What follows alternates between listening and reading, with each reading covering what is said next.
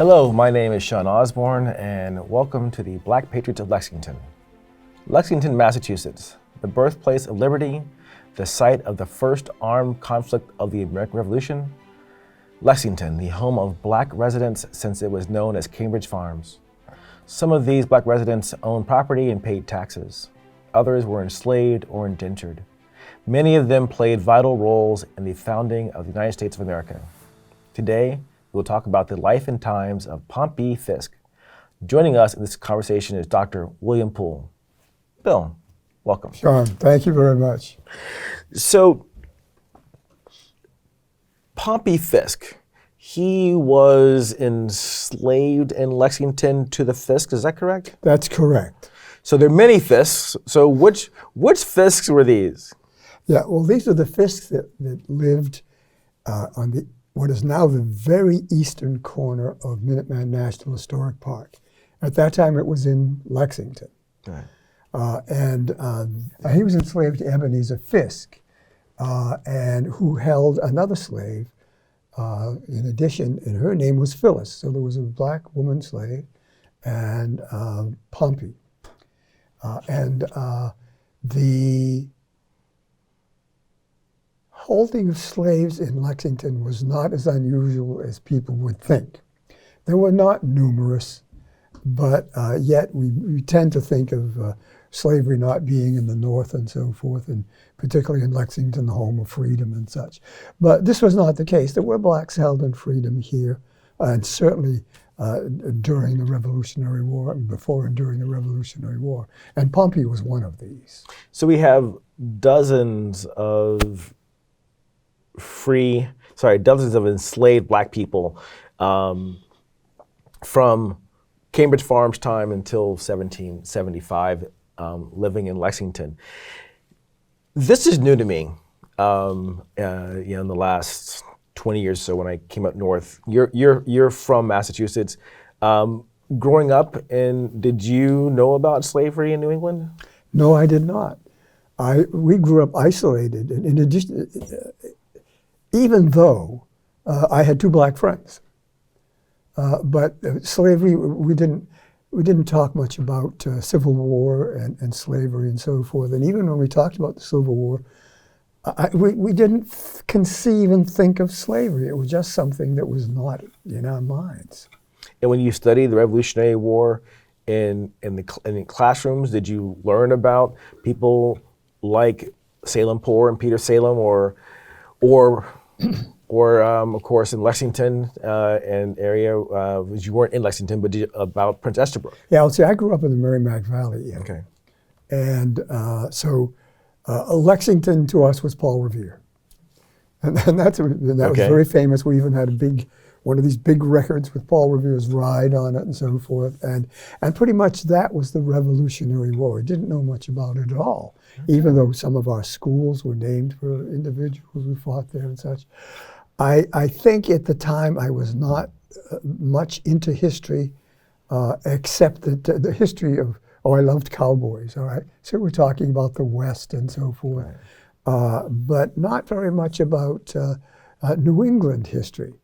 I think that we were as ignorant of history as anyone may be today. I don't know. It just was not something we thought about.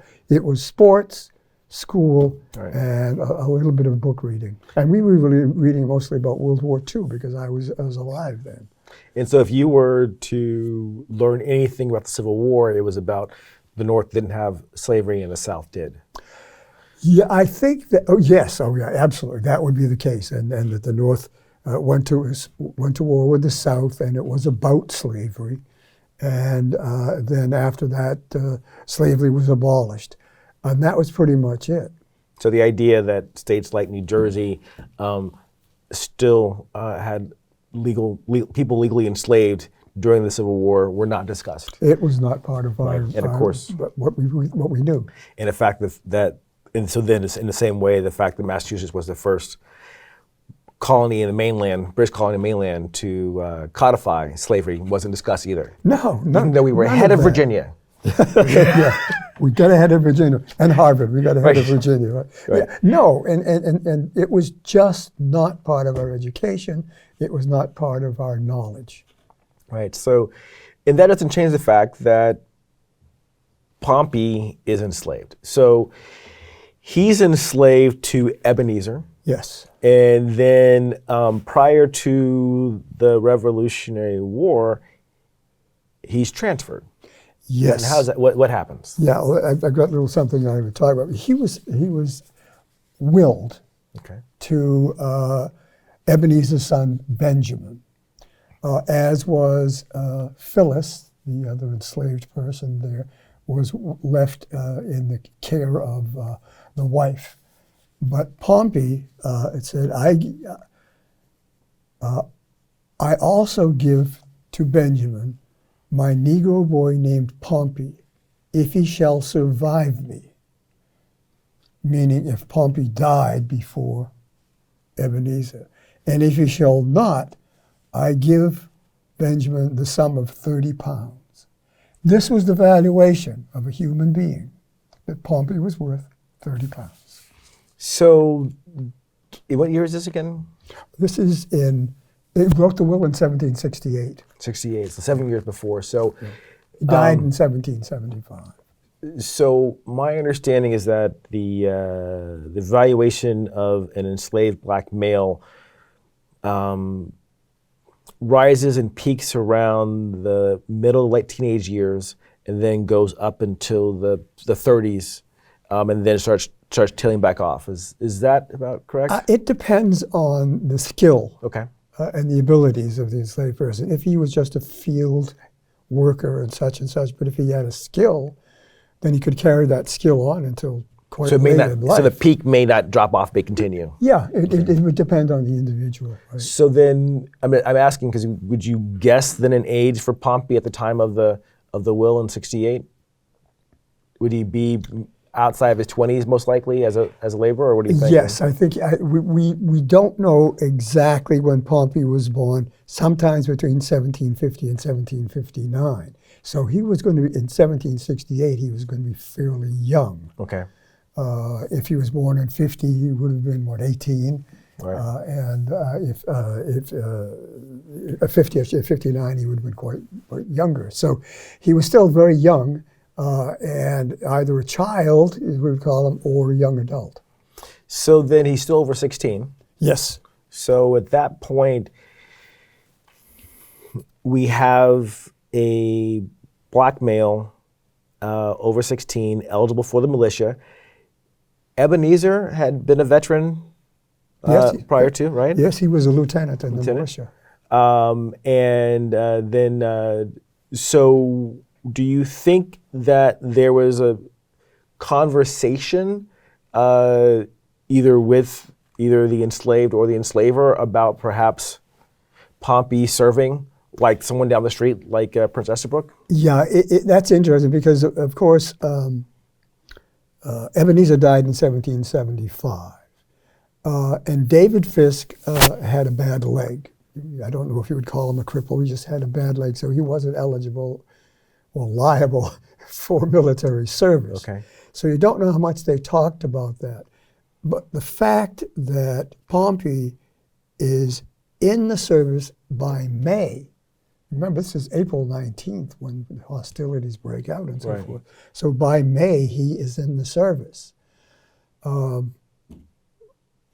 I would believe that he was an eligible person and they were anxious for eligible persons to serve. It was, particularly in Massachusetts, a lot of black people served.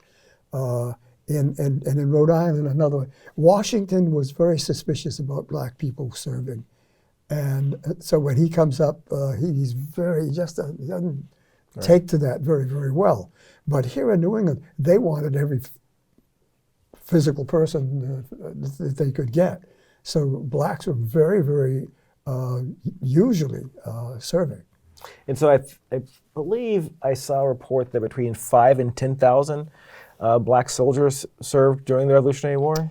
Yeah, we are so surprised at the numbers I remember, I think there's a quote from some French officer at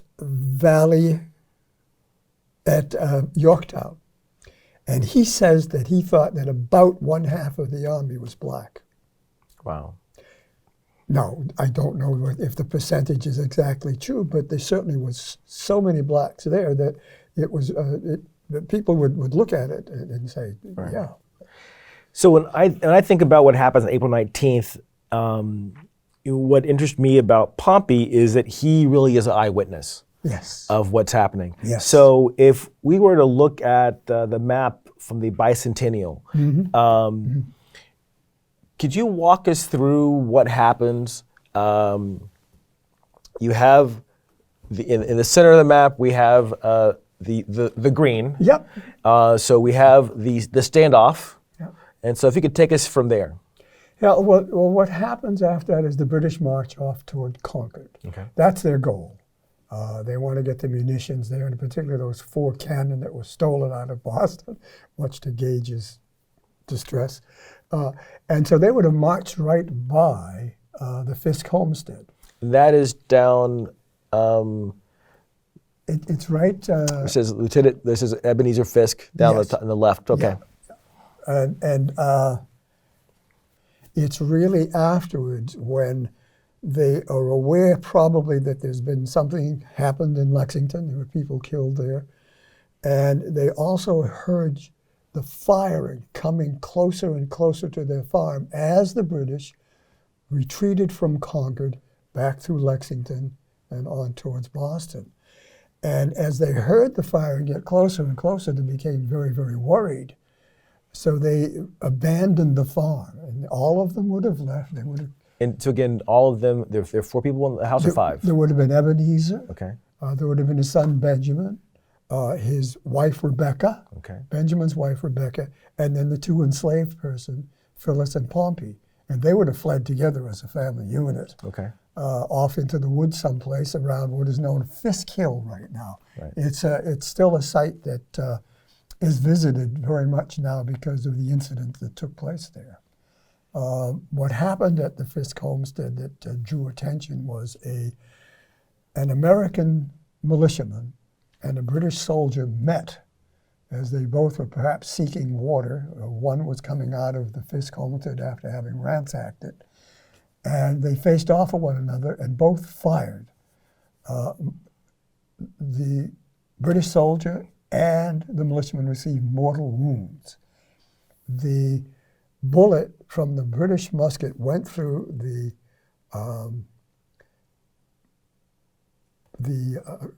powder horn of the militiaman, and then through his body.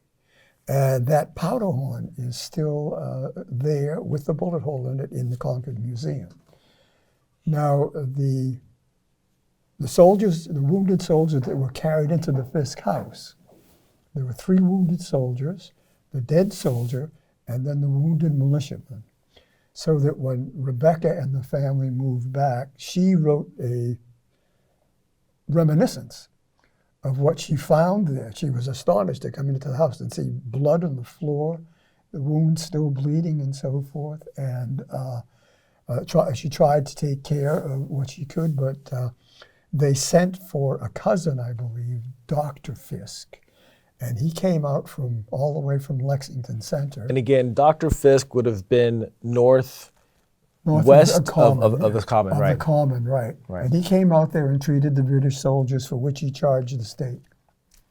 Well, they call it the state. It is stated. So he did charge a fee for his house call. He treated soldiers also in Buckman Tavern. And there's a story that he laid them out on a table there and operated on them. And again, he sent in his bill for that.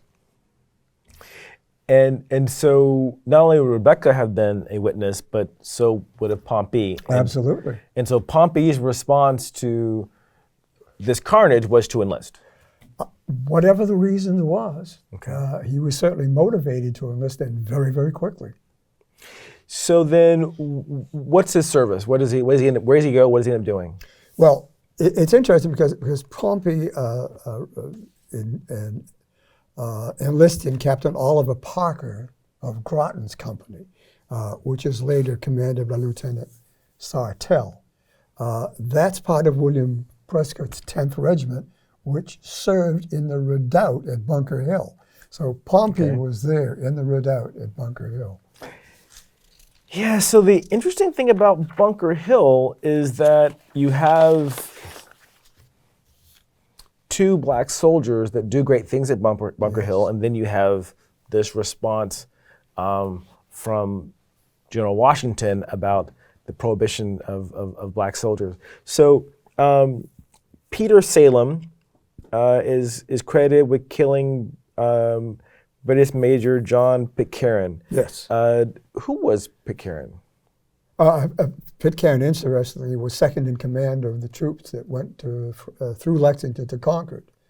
And in fact, when Colonel Smith is wounded on the way back, he takes command of the column and leads them back into Lexington.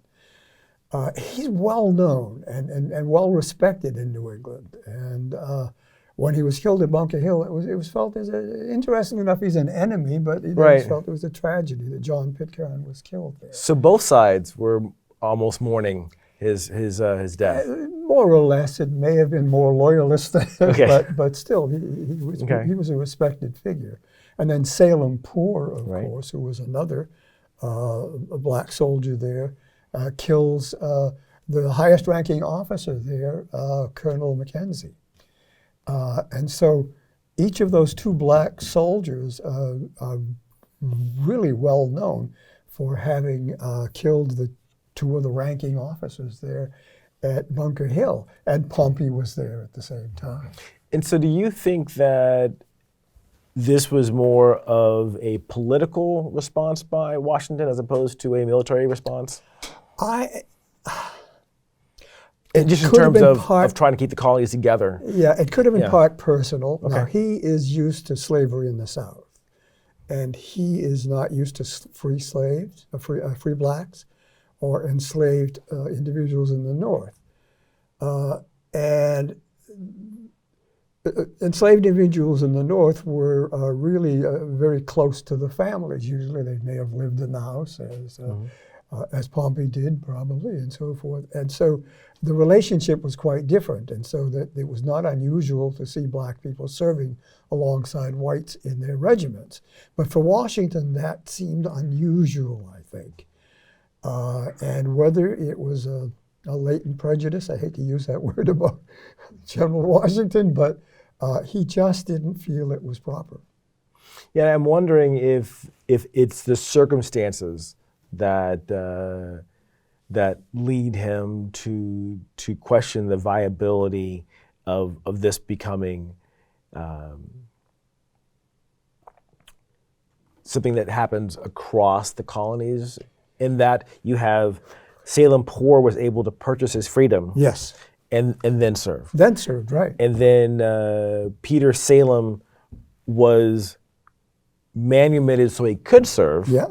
And so if it's going to be a protracted war, to have that become the standard, it would change his lifestyle, given that he had a much larger plantation than every other plantation owner in New England. Washington did not like the New England militia. He thought they were dirty. They had officers who had been cobblers and so forth. And then they have blacks serving as well. So it took him a time to get used to the New England regiments and find out that they became pretty good soldiers. So it's a learning experience for Washington. Until later on you see a regiment of black soldiers from Rhode Island. Yes, sir. An entire regiment of black soldiers serving and fighting well at the Battle of Rhode Island. So for Washington, it takes some time. And didn't they end up in Yorktown the first? Yes. Yes. Right, and so he does come around. Oh yes. But we have in our heads that this initial pronouncement, but I've not seen any record of any community removing Negro or black soldiers from the rolls because of this pronouncement. No. They were considered valuable members of the regiments and the companies, and they were known. In fact, we have correspondence from Valley Forge talking about one of the black soldiers being ill and so forth. So they were considered part of the company. Right. So that's good to know. So after Bunker Hill, where does Pompey end up? Yeah, Pompey. We're not quite sure. We know that he was through 75. He served during the siege of Boston, certainly, which would have ended in March of 76. Thereafter, his name disappears from the records. And this is really, it's quite unfortunate. And really, I feel very sad about the fact that we lose track of Pompey. I tried to do research on him, looking and to see if he perhaps had received a pension, but as we know, blacks who were enslaved were not eligible for pensions. Right. So I tried the 1790 and the 1800 Massachusetts census. I could not find him there. It would be a good for someone to go on from there to look further in the Massachusetts censuses or to look in surrounding states. A lot of soldiers moved north to New Hampshire and particularly Vermont. Right. And to see if he moved somewhere out of town, and you might pick him up again. But it's very, very sad that we lose track of him. So Pompey disappears. Do we know what happens to the woman who was enslaved with him? No, I do not know. Okay. I have not looked further into that. I don't find her name in the vital records of Lexington. And I do not see the marriage. There are a marriage of two Phyllises. Their names are not given, but I'm not quite sure the years are appropriate for what Phyllis might have been at that time. So that's another avenue to go up and see what we can find out about there. So when we look at Pompey and the possibilities, I know that some soldiers, black and white, change allegiances. Sometimes because of political reasons, sometimes because of the bounty that was offered for enlistment. What would have been the benefit for him to have this early on to have switched allegiances, or could he have gone to the Navy? Well, this huge 15-volume series, Massachusetts Soldiers and the Sailors of the Revolutionary War, the Secretary of State ordered that every single document that you could find, anything at all, be turned in, and it's recorded in those volumes by name. And Pompey appears in there, and that's where we get his military record. But he disappears from there as well. So we would think perhaps that he did not see further service, at least that was recorded in Massachusetts. Okay. Did he go someplace else? It's a possibility, but I don't know. Now, what about the name, the spelling of the name? I've seen it spelled as Pomp. I've seen it spelled as Pompey. Could that also be what's hindering some research into finding him? Again, those names are always at the beginning of a name entry. They will say, look at these names under these entries. Okay. And so they're Pompey and Pompey are very close in the alphabet. So when you go through, it doesn't take you but a page or so to see that he's not there. And they will sometimes say Pompey. Okay. So you are a Lexington Minuteman reenactor, is that correct? That's correct. So what's your experience of visiting the Fiske homestead? It's very kind of emotional to do some research and to actually go there and think that he was there, of the events that took there, that the British soldiers were killed there as well and were buried somewhere on the property and we don't know where. And you can't but feel emotional to think that the people just died there, and So it's a very emotional site. And by the way, when we used to march from Lexington to the Minuteman Park, where the Minutemen of Lexington met the regulars coming back, we had lunch there. So it was a good spot to rest as well. So I know that there's some markers there from the National Park Service. I don't remember seeing anything about Pompey or his service.